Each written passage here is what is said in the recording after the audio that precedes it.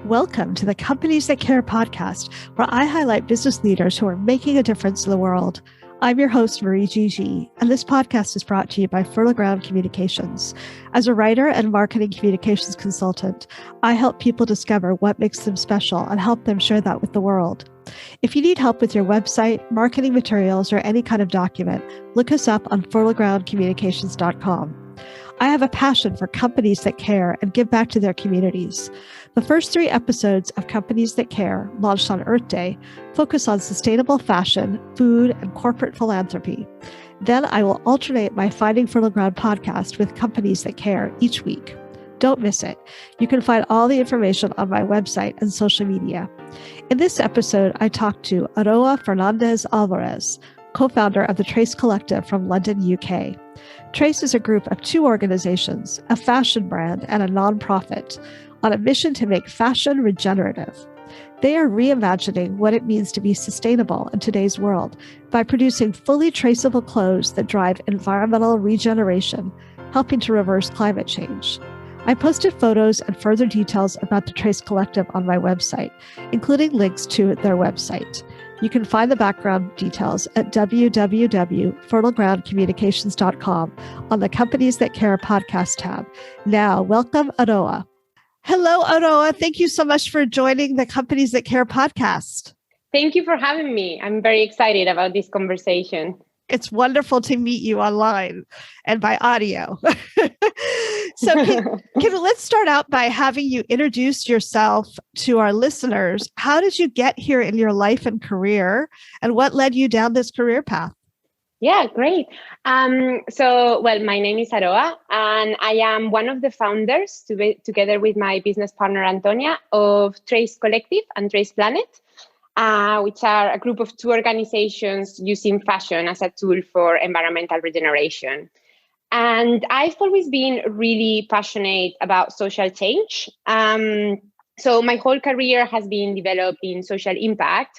For a while, I started working overseas in emerging economies to really, try to see what could be done to kind of like help other people have the same standards of living that we have in the global Western countries. But after a while, I realized that actually a lot of the problems and global inequity comes from our behavior here in Western countries. And so I focus most of my career, and especially for 6 years, I work with Ashoka, that is a global network of systems changing social entrepreneurs that work on creating different changes, whether environmental, social, starting always with the root cause of the problem at a local level, and then a national level, and then scaling that globally. And so there I became really passionate about how do we actually, take very complex problems that have many different causes and find solutions that are effective to replicate and to really create long-lasting change. And I work with many beautiful humans in many different sectors, but my passion was always environment. So a few years ago, I left a wonderful job at Ashoka to set up Trace, these 2 organizations where we really work into using markets as a tool for environmental regeneration. And how did you and Antonia meet and come up with this collaboration? Yeah, so we were actually friends before, so it was quite easy. So Antonia has a background in the fashion industry, and she's always worked in fashion. I never worked in fashion. I never thought I would, but it's kind of like our interests joined, right? And I was very concerned about the impact that the fashion industry is having on the environment. And also there is also a very terrible human impact. But I was very focused on the environmental aspect of it, and started talking to Antonia a lot about it, and slowly we came up with the model for Trace Collective to turn it into an engine for good. And so you brought the environmental awareness and industry experience, and she brought the fashion design. Is that right? Yeah, exactly. Yes. Yeah. That's a beautiful combination. to go into a really innovative company. So let's talk about the Trace Collective, and how are you a company that cares, and what's your company's mission? Trace Collective's mission is to make fashion regenerative, basically. What we saw is that how sustainability is approached in fashion, and to be honest, how it's approached in all industries, in most of the conversations that are happening today, is with a mindset, an approach of like damaging less. But for us, it was clear that damaging less at the point that we are at when it comes to the environment today was not enough, and that we shouldn't be making clothes, which are a non-essential good in the sense that there are enough garments in the world to go around for centuries without, and dress everybody without having to produce any new clothes, right? So if we are going to produce a product that is not necessary, we needed to make sure that that product had a very tangible social and environmental positive impact. And that's what we set out to do, basically, create a fashion company that would connect regenerative agriculture, which today is one of the main solutions to repair the environment and to sequester carbon from the atmosphere. So connecting regenerative agriculture to fashion supply chains. And all of your fabric is biodegradable. Is that right? Yeah. So, obviously, we only use fabrics that come from farms. Just to give a little bit of context, not sure how familiar your listeners will be with this, but fashion, clothes today can be produced from synthetic fibers. And sadly, that is the majority of world's production of fashion today, is things like polyester, and all kinds of different synthetic fabrics, which are really negative for the environment because they use non-renewable resources. They are effectively derived from petrol. And then they shed microfibers into the ocean for as long as they are in circulation. And then we have natural fibers, which are cotton, hemp, and linen. And they come from fields. And so if you handle those appropriately, and you don't use obviously pesticides where you're growing them, and you don't use dyes that will make the fabrics and treatments that will make them more difficult to biodegrade, those will be biodegradable.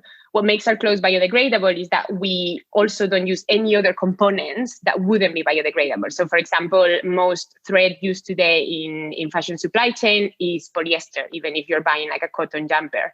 Or, we don't use like elastic bands that also wouldn't biodegrade, or different components. So we really look at everything from our buttons to our threads to the interlining, and make sure that every single material is checked for biodegradability. Are you the only company that does this? Is this unusual? This is very unusual. Right. It's very, very unusual to go into that level of detail. I don't know if I will risk to say that we are the only company that does this. I am aware there is a company that is doing really great work. They are based in Australia, and they are called ABCH World. And they also have a very, very rigorous vetting process for the materials that they work with. And everything, they also look at everything like the interlining, the thread. And I think possibly, not all of their pieces are fully biodegradable, but a lot are. And at least they offer that degree of transparency of telling customers what exactly is in the garment. Yeah, I love your social impact strategy on your website. That's my background, because I worked for a large environmental services company and I did their sustainability report. So that's so interesting. Yeah. So we set, annual goals, environmental, social, safety goals, and we would report on that every single year. So it's very unusual to find a retail company like yours that you do an impact audit on your products. So can you share with our listeners, what do you track and report on? So we have a radical transparency strategy that has 3 components. So we think that our customers have the right to know exactly the origin of their clothes. And that means exactly all the process from the farms where the fabric grew to, and where the farms are and who are the farmers, to the mills where the thread was produced, to then the mill where the fabric was weaved, and the people who manufactured the clothes and created the end product that they purchased. So one area of like our traceability is the origin and the source stories. Then there is a second area that is impact. And then there is a third area that is the production cost, which we also want to disclose because we think it's really important that people understand how much it costs to produce clothes fairly, because that's how we start to ask challenging questions about actually what's behind the garments that we buy very, very cheaply today and how could they be produced. And in terms of the impact, what we are tracking at the moment is the CO2 emissions produced per garment, the water that we use to produce each garment, and the energy that we use to produce each garment. We want to make sure that those are benchmarked against the industry and that they are significantly lower to industry practices. We work with an external auditor to do that. So it's not our own data, but we have somebody external that comes, takes our supply chain, measures and evaluates it, and helps us set goals.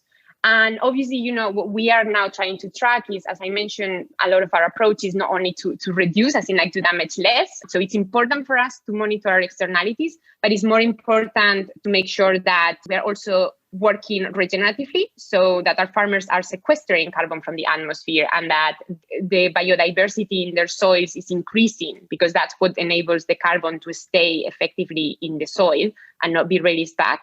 And that is something that we know that our farmers are working with regenerative agriculture practices at the moment, but we are not yet measuring this data. And it's very much in our plan for the next year to start doing that. It's a huge amount of detail that you provide for each one of your products. Must be very time consuming to track all that. Wow. It's amazing. Yeah. I also liked that when I drilled into the products on your website that, you compare it to the industry standard, which is very helpful and very impressive. So can you explain to listeners the impact of fast fashion on the world, both from an environmental and social perspective? Oh, yes. Where do I start? Yes. So, well, I can give you some data on the fashion industry, and you can ask me any specific questions if you have. Basically, fashion today is one of the world's most polluting industries. So it produces more carbon emissions, more greenhouse emissions than shipping and aviation combined, which, if we think about it, is insane because we're talking about like two very, very polluting industries, and fashion pollutes more than those two industries combined. And it's responsible for 20% of industrial water pollution, mainly through the dyeing process, but also the use of pesticides and tanneries for leather. And while this is happening, we have a situation where our consumption of clothes due to fast fashion, because obviously, when we lower the price so much, we are really creating goods that are seen as disposable, which clothes were never meant to be. We used to get clothes for all our life, like the clothes that we needed.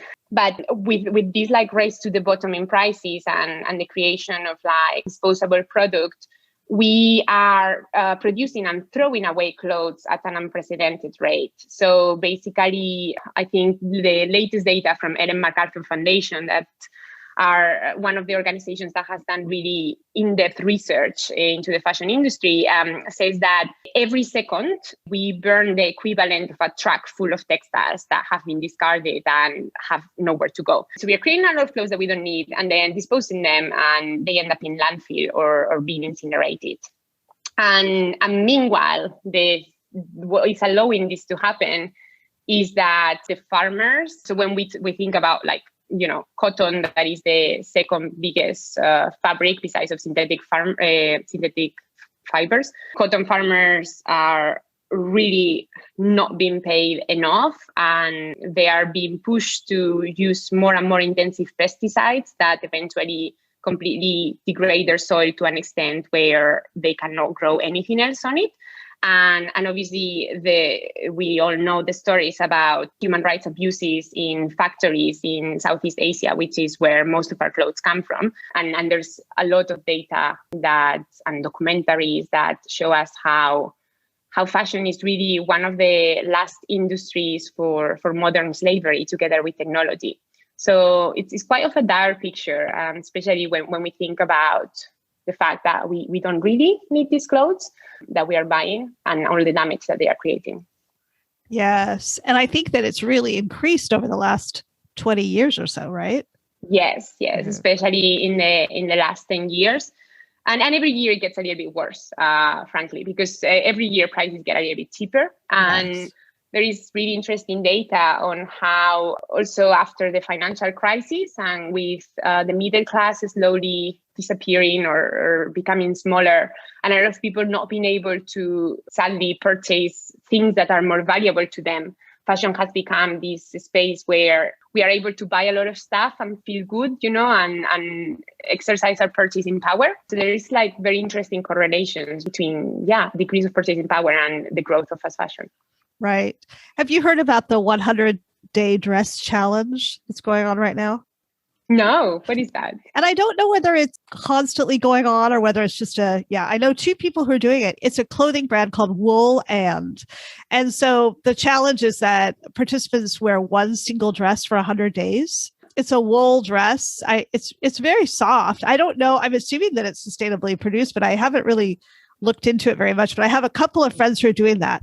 The challenge is to wear the dress at least 8 hours a day, every day for 100 days. So that's super interesting. Very interesting. Yeah. So I think that there's, a little bit more awareness of the waste that we're producing, but it's so easy to go shopping and see these cheap items and not think about what goes into producing it. It's like, fashion is something very, very, I love fashion, don't get me wrong. I'm speaking, maybe if you hear me speak, you think that I always wear the same clothes, and I don't really dress up much, but I've always loved fashion, and it's very beautiful. You have the ability to express yourself, your identity through the clothes that you wear, and it's an outlet for creativity, and it makes us feel good about ourselves, and there's so much power in it. But I think there are so many different ways that we can be doing that without buying new cheap clothing. We can buy secondhand, we can rent, we can, it's like the options are growing by the day. Mm-hmm. And I think we have a responsibility to think more creatively about how we dress. Definitely. You measure both social and environmental impact, which is a rare offering to customers. So what made you decide to approach fashion design in this way, going beyond the environmental, but also the social?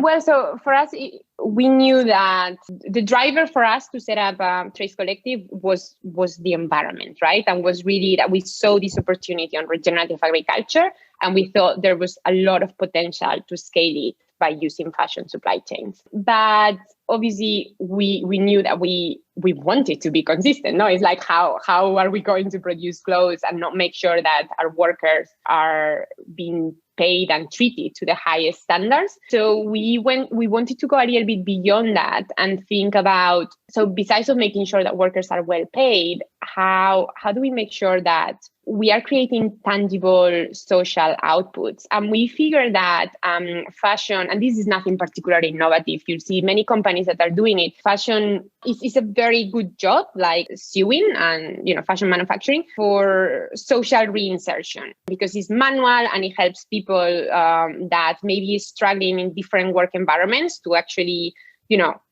create a beautiful product, feel good, learning something, doing something with their hands. There are a lot of correlations between mental health and this.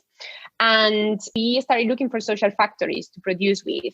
We found a lovely organization in Barcelona, which is now our social factory, that works with women in the penitentiary system and other women at risk, but primarily in the penitentiary system, helping them learn sewing skills so they can find stable employment. They can develop skills that will help them find stable employment, which then in turn prevents recidivism, because the biggest cost for that is the lack of job opportunities. So we were able to plug that very, very beautiful piece into our model, and all our clothes are produced at our social factory, and it's something that we're very proud of, but also just, I don't know, it's been beautiful to be able to work with them and see that our products can create also this kind of impact.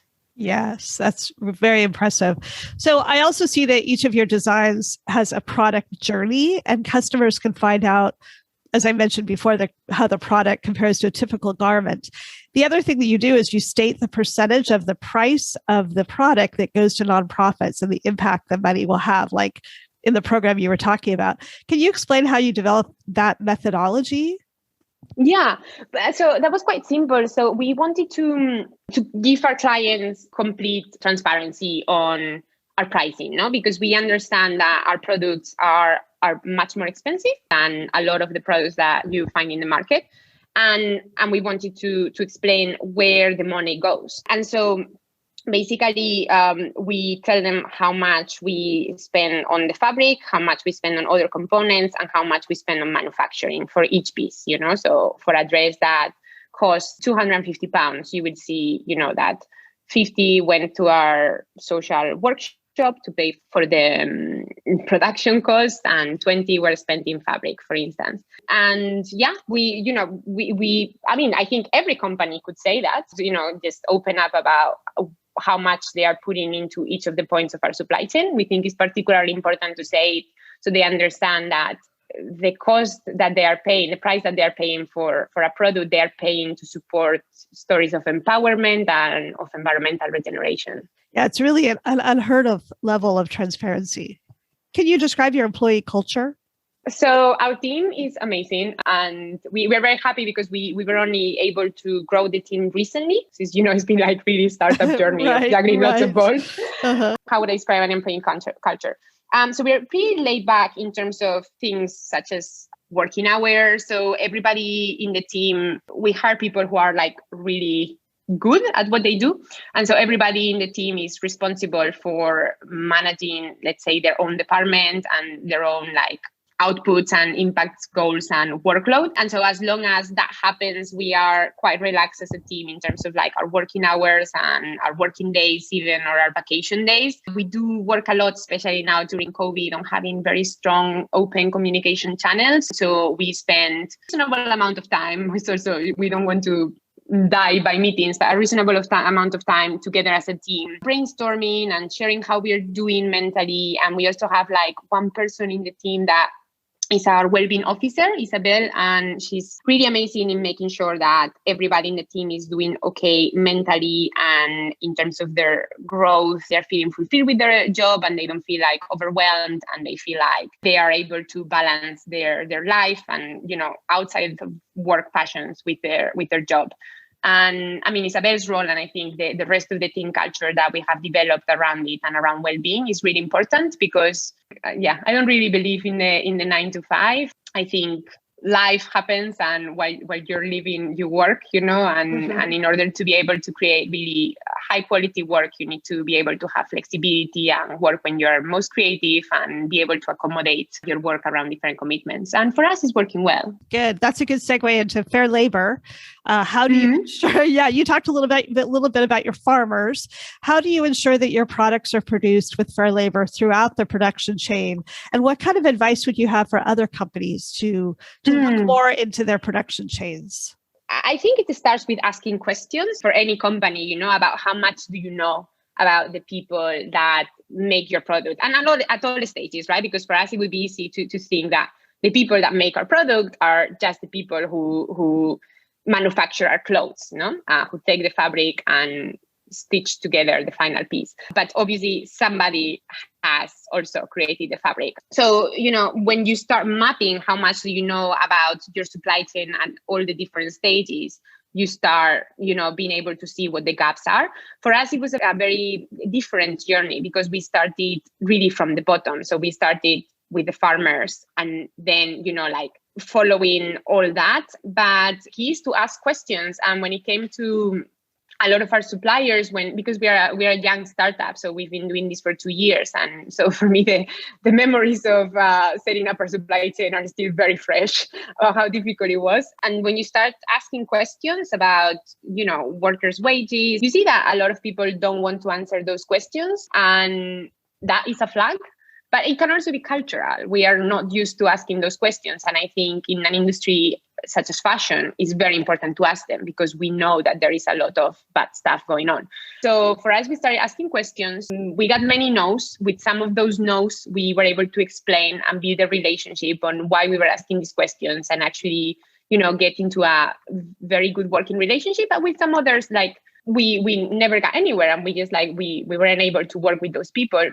So I think it's important to open up these important conversations with suppliers about their working culture and the welfare of their workers and how much the workers are paid. and think about whether that's something that fits your company's ethics, and also think about whether, if it's not the way you would want it to be, whether you can help change it before going to a different supplier, a different manufacturer, whether there's any support that you can offer, whether it's financial or other kind of support, to help that other company raise their standards.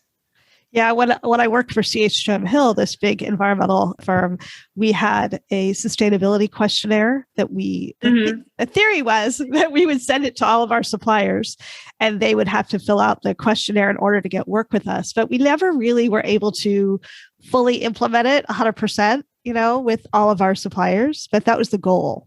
Yeah. So something simple like that, even just a questionnaire to send to suppliers would be an easy start for companies.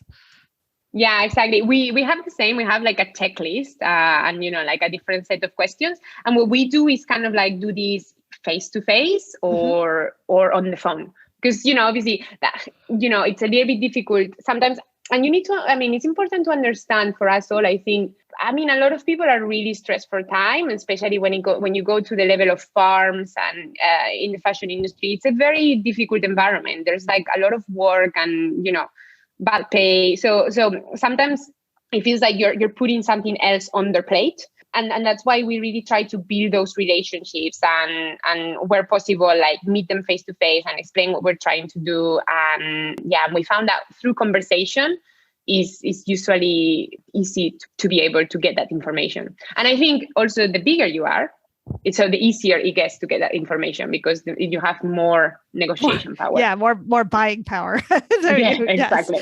Yes. And I'm guessing that also, when you have someone fill out a questionnaire, that's one thing. But if you're interviewing them, you can also kind of detect if they are not telling the truth, maybe a little bit more. Yeah, absolutely. And you also visit the place, right? With most of our suppliers, we know the workers, we've been to the factory, we've walked around, we've asked questions, we've had lunch with them. So you get a very solid understanding of what the working environment is and whether it's a healthy one or not. Yes, exactly.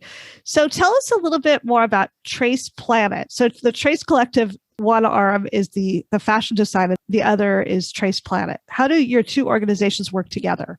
I'm going to go a little bit deeper here in regenerative agriculture. Perhaps our vision is to make fashion regenerative. And so to do that, we have two organizations. One is Trace Collective, which is a fashion brand. And the logic behind it is to create demand for fabrics sourced from regenerative agriculture. So the more people buy our clothes, the more we can support farmers to transition towards regenerative agricultural practices that sequester carbon from the atmosphere and build soil fertility, which effectively is helping us reverse and fight climate change. And so Trace Collective, that's a lot of the demand side. And it's also a little bit of like, we want it to be hopefully a success story. So other brands see that you can produce this way, you can connect regenerative agriculture to your supply chain, and you can thrive as a company. But Trace Planet is our charity, and that's all the other remaining work that needs to happen in order to create systems change. So the vision is a little bit bigger. It's really to help us as society transition from an extractive to a regenerative mindset. So from a mindset of like, we take resources from the planet to a mindset where we are actually aware of the planet's limitations. And we understand that it's not only about taking less, but about giving back and helping the planet and ecosystems recover. And what Trace Planet does, at the moment, we have like three big activity streams. One is research. So we are doing research on the connections between farm and fashion, because obviously a forgotten story that many of our clothes actually come from farms and have an impact on farmers' lives. And we don't have any data as an industry on how, we know that roughly like 300 million farmers working in the fashion industry, but where are they? What are their crops? How are they farming? There are a lot of questions that we don't know. And if we don't know those questions, we cannot create the right support structures to create change towards regenerative agriculture. So we do a lot of research. And then we do a lot of like educational activities through online and offline events, panel discussions, and very fun interactive workshops. So that's something that if anybody's interested, you can go to our website and subscribe to our newsletter. And with the workshops, really what we try to do is build this immediate connection between our decisions as consumers and the power that we have to create change in the world. So we use fashion as an entry point to have more deep conversations about the environment and how we are affecting it and how we can change our habits to create positive impact. And then we also do more behind the scenes systemic work to build coalitions for agricultural regeneration within the fashion industry, try to bring in big players to commit to sourcing regeneratively and try to fill in the gaps that there are in the industry around traceability and other barriers that are preventing us from scaling more effectively regenerative agriculture. Do you have a brick and mortar shop or is it all online? All online. We work with different stores across Europe, which at the moment actually we don't because they are all closed because of the pandemic. Right. But hopefully we will be back in the stores soon. But yeah, we don't have our own stores. So you can purchase your items in other shops when everything opens up again. Okay, yes. Got it. Yeah. Yes. Okay. So your items are higher end designer goods. Can you share with our listeners how everyone, no matter the income, can tread more lightly and navigate sustainability in fashion, as one of your blog posts describes? There are so many ways. The first one is to just buy less clothes, no? And I think that's the first step that we need to take, to just reduce our purchases if we are buying a lot. I mean, every person is in a different journey, has different habits, but buy less. Then I think we need to look at really keeping clothes in circulation for longer. And a super fun way to do that is by doing clothes swap with your family, with your friends, because that is really the most sustainable way to get new clothes without creating environmental impact. Obviously, then a second option is to buy the clothes secondhand from somebody else, and that's what I actually do most of the time. I don't know what the culture is like in the States, but here in the UK we have charity shops, which is where a lot of donated clothes go to, and charities take them, take care of them, make their selection according to their style. All the money that they raise goes to that specific charity. So there are a lot of animal welfare ones, cancer charities, all kinds of different things. So that's a very cool way to, get new clothes and support a good cause that resonates with you. And they usually have really, really cool stuff. I mean, each one has their own style, so you need to navigate and pick your best. And then there are apps like the Pop or Wallapop. I don't know, in every country has a different name, but surely in the States also you have some kind of secondhand app where you can get clothes from people in the country and they can even be shipped to your house. I think the important thing to understand around the clothes market, the secondhand clothes market, is that it cannot be used for the wrong reasons. So what we see a lot in secondhand apps is that a lot of people are reselling a lot of fast fashion clothes that they got and used for a while, so they can buy more fast fashion clothes. And obviously that's something that we want to avoid. No, what we want to try to do is just not create this second outlet for clothes that shouldn't be produced in the first place. But yeah, I think a lot around secondhand shopping. Obviously, then there's rental is a really beautiful opportunity and something that at Trace Collective we are quite supportive of. We offer a rental scheme and to make our clothes more accessible. Yeah, and then I think when you want something, buy new and support the brands that you think should shape the future of fashion. And save for a while, buy less, and you can buy something that is having a beautiful impact on the world. Yes, I'm a huge fan of all those. I am a big resale shopper. So here in the US, we have fewer charity shops. We do have a few, but often resale shops are actually small businesses that people So that's also very cool. Yeah. And then the other thing that I love doing. So I started a tradition when I was 50 that I have for my birthday, I have women friends come to my house for dinner. I've asked them to bring an item of clothing, an item of jewelry, and a book to swap with people. And it is so much fun. Oh my gosh. Yeah. And of course, usually people bring more than one item as well. And then the other final thing, which I'm not sure whether they have in Europe yet, but we have a movement in the US called Buy Nothing. So it's their Facebook group. So I'm a member of a Buy Nothing group. So whenever you want to pass on something, you can post it on Facebook and then somebody comes to your house and picks it up. Yeah. We have something like we have free cycle here. I don't know if it works so much for clothes, but definitely it's a very good one. Yes, it's like free cycle, but it's called Buy Nothing. So people will post a photo of it on Facebook. And maybe a month ago, somebody posted a bag of women's medium clothes. And so I went and picked up the bag and I kept a few items and then I passed it on to the next person. And I love that kind of thing. Yeah. Yeah, no, absolutely. And I mean, there's so many good models, and it's like you're saying, no, all the suggestions that you came up with are so inspiring and creative, and it's so much more fun, really, than going to like a huge store. I mean, like stressed and sweaty, trying on clothes, and like running around. It's just a little bit about like changing our mindset about it. I remember when we started Trace, we were still like playing with this idea of like, oh, but people go back to fast fashion because when you need something, it's where you find it, right? It's much easier to go to like a huge store than to try to find one specific piece on secondhand. And I find that so funny looking back because I cannot think of needing anything, like a piece of clothing in the past years. No, it's like, what does that even mean that you need something? No, but I vividly remember like growing up, like, oh, I need a jacket like this, or I need pants like this. And it's really like these constructs that we create that often push us to buy stuff that we definitely don't need. But also in terms of the impact of fashion, I think I was kind of talking about buying or getting new clothes into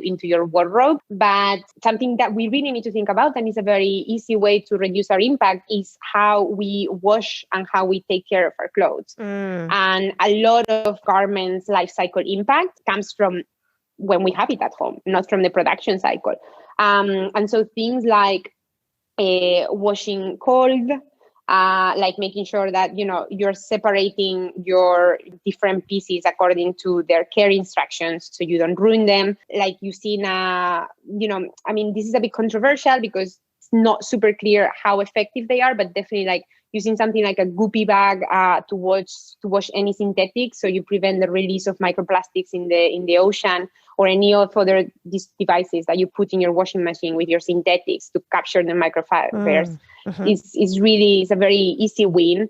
And repairing more what we have, or if we get a stain on a piece of white clothing, giving it a dye, experimenting with at home dyeing. There are so many different, obviously not using a dryer machine, like the air is a great dryer, so we don't need to like dry. So thinking through how we are taking care of our clothes can really, really, really help reduce the impact of fashion. I think I read on your website that you also recommend that people wash their clothes less. Did I read that? Yes. Which is a simple piece of advice, right? Yeah. Just like wash it less. I mean, obviously, and if it's dirty, yes, wash it, but I feel like very often we wash clothes that are not dirty just because, we just wore it for a few hours and it feels good to wash it. Yeah. But it's not needed. Well, I think that it's interesting because I think a lot of the younger generation, it's with like H&M, these really cheap clothing stores that are geared to the younger generations. I think that's a really good group of people to target this messaging too, because they're the ones who love to buy a lot of cheap clothes and then resell them online and then go buy more, right? Yeah. That's what I've observed. Like my friends' daughters tend to be really into that. So but it's a mixed bag, because you also have among the younger generation like so many people that are so environmentally aware.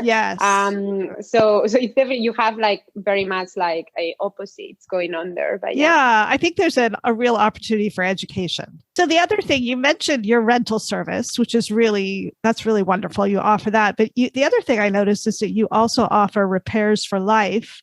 Is that typical with fashion design, that people offer repairs for life? No, it's very rare. But again, so we when we set up to shape our model, it was very important for us to be as circular as possible. So if we think of a linear model, no, it's one where you get resources from the earth, you create a product, and when the product is, no longer wanted, it goes to waste. And that's like how most of our economy operates today. And if we think of a circular process, we hopefully take resources that are already, in circulation, which sadly in the fashion industry is very little. Less than 1% of global textile production comes from recycled sources. And then, we use those resources to create a product. And when a product no longer, leaves, we use those resources again to create a new product. And so we set up to create a model that looked quite like that. And so obviously rental is a big part of that, because basically what we're saying is like, okay, listen, maybe you want to have this piece for a while, but maybe you don't want it forever. Rent it for a while. And then when you bring it back, we will clean it up. We will make sure that everything is okay with it, and somebody else can use it.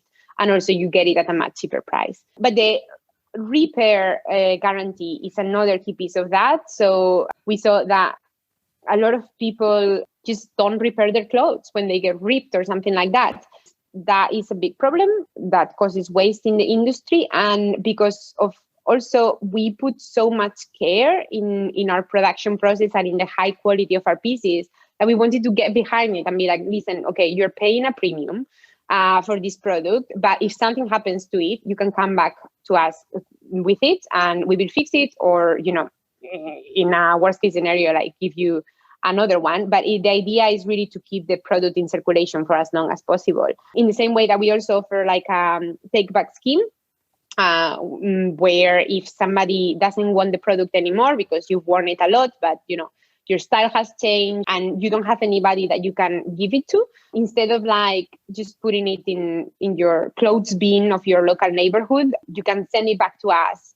And we will give you like a coupon for store credit, and we will be able to use that same product, the raw materials, to create new products. So let's talk a little bit about backing up a little bit. You, from what I understand from my research, you started out with a Kickstarter, and then COVID hit. So can you tell me a little bit about how you, about the beginning of your company and how you adjusted to that huge change? Yeah, I mean, it's been tough for sure. So when COVID hit, we were starting to enter the market here in Europe. So that really derailed a lot of our plans because we also had a market entry strategy that was very focused on face-to-face events, because, we wanted to share this story. We wanted, to use the clothes for people to touch and ask questions. And, we had like all this exciting stuff around our supply chain and transparency prepared through a series of online events, which obviously all had to be canceled.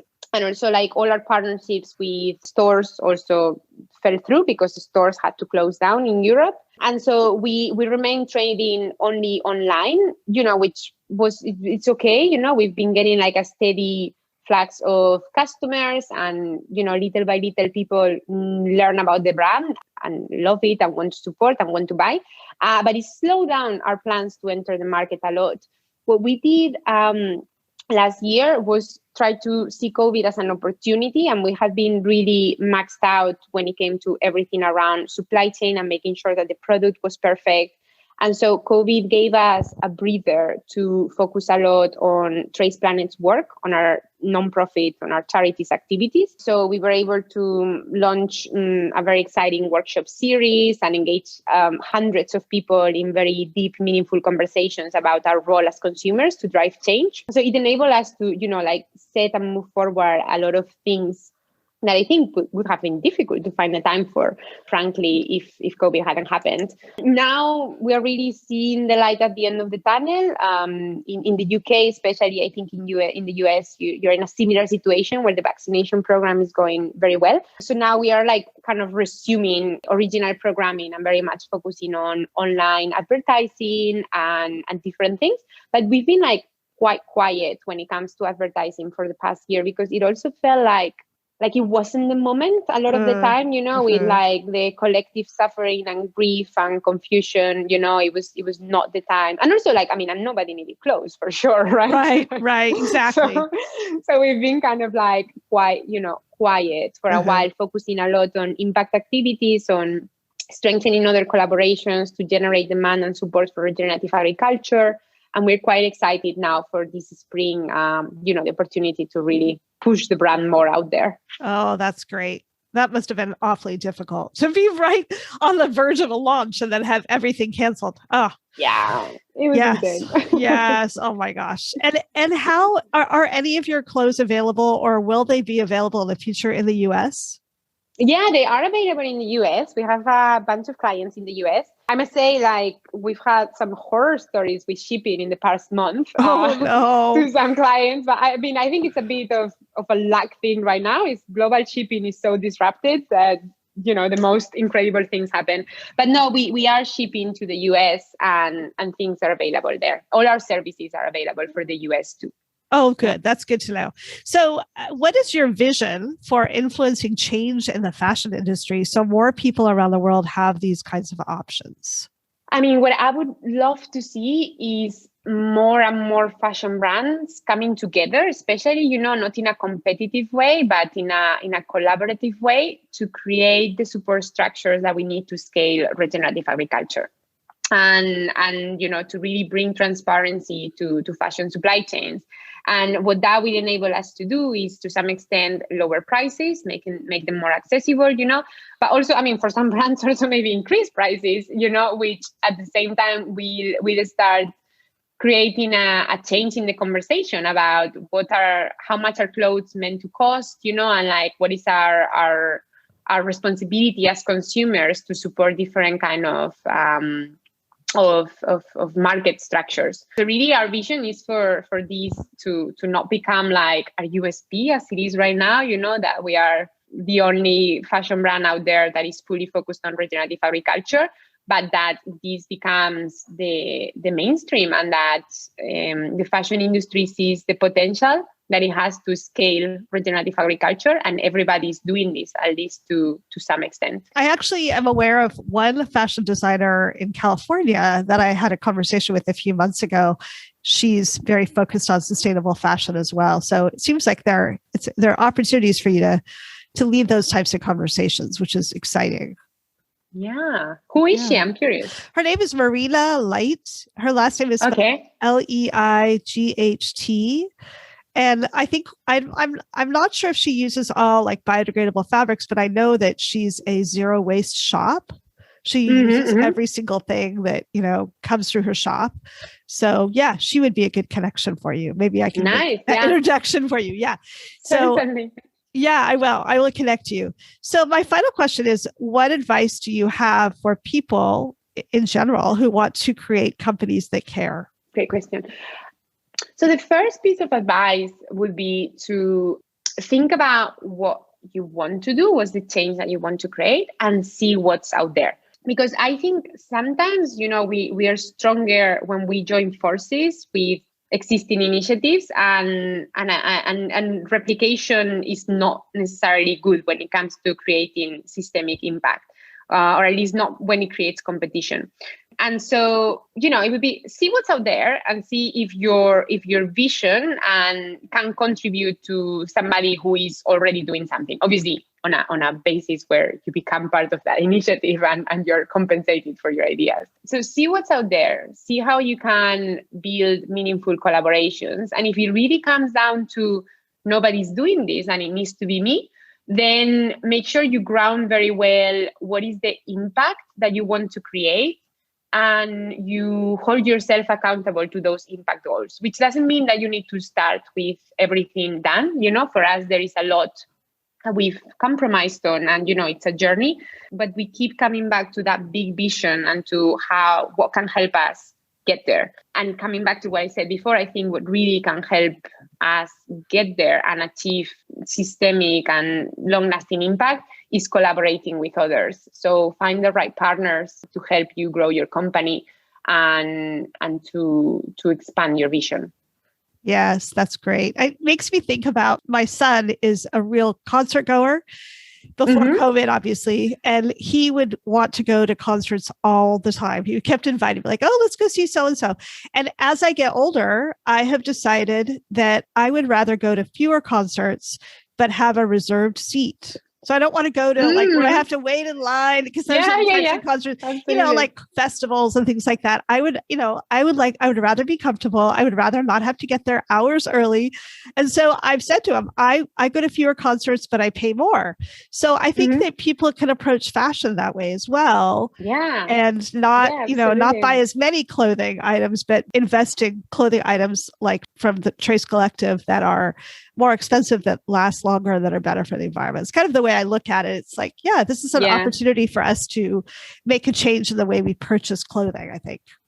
Yeah. And to create these like long lasting connections with our pieces. No, I often think about how my mom treasures her wardrobe, and so many of her pieces she's had there for 30 years.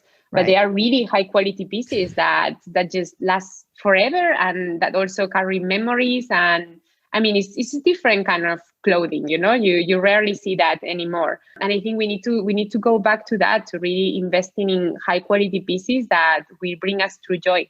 And also, I must say, there's also a responsibility for brands to figure out ways to make those things more accessible to consumers, to help consumers take that leap of saying, like, I invest in something more expensive than I would normally do. For example, as a Trace Collective, we do that by offering payment in installments, because we understand that maybe you don't feel comfortable dispersing like everything on the set go, but like, that's okay. We send you your piece and you keep paying us over the next 4 months. And I think there are many, smart solutions that are coming up that brands can embed more in their models to help people transition towards a more sustainable purchasing culture. Exactly. I love it. I'm really impressed with your company. I'm excited to learn more about it. I'll subscribe to your mailing list, and I wish you all the luck. Thank you, Marie. It was a lovely conversation. Thank you so much. Great to meet you, Aroa. And please give my best to Antonia as well. And thank you so much for your time. Thank you. Bye-bye. Okay, bye. Aroa and her partner, Antonia Halko, have a wonderful blog on their website with many posts about sustainable fashion, and they suggest ways about how we can walk lighter on the planet with our clothes shopping and the way we care for our clothes. Don't forget, you can find further details about Trace Collective and Trace Planet on my website. Go to www.fertlegroundcommunications.com and look for the Companies That Care podcast tab. In the next episode, I interview Narendra Varma, co-founder with his wife, Michelle, of Our Table Cooperative in Sherwood, Oregon, a cooperative model for community food systems. Our Table grows organic products and offers education and supports food security through their nonprofit. Thanks for listening to Companies That Care. If you like today's episode, check out our other episodes or my other podcast, Finding Fertile Ground. You can also visit our Patreon page and learn how to support us, or you can subscribe and leave a review. Our music is by jazz pianist Jonathan Swanson. This podcast is brought to you by Fertile Ground Communications.